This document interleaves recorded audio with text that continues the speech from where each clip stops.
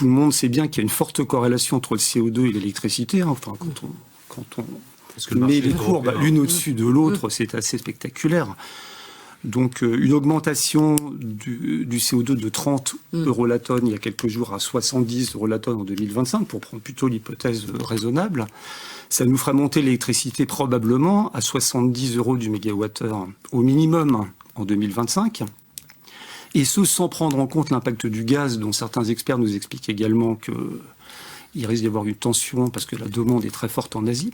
Tout ça pour vous dire que, pourquoi je vous parle de ça, c'est pas pour vous faire une analyse du marché, je suis pas le plus expert, mais simplement parce que on a toute raison de penser qu'on s'oriente quand même vers un marché de plus en plus volatile et en tout cas de plus en plus haut dans les quelques années qui viennent. Raison pour laquelle on a vraiment besoin de cette arène pour nous entreprises, parce que un point vraiment essentiel, c'est le changement climatique. Enfin, Météo France a sorti encore des analyses de cette semaine. On n'a pas le temps. C'est maintenant qu'on doit électrifier. C'est maintenant qu'on doit arrêter, nous, entreprises, d'utiliser des énergies fossiles, que ce soit pour les transports, pour les process, pour le chauffage, etc.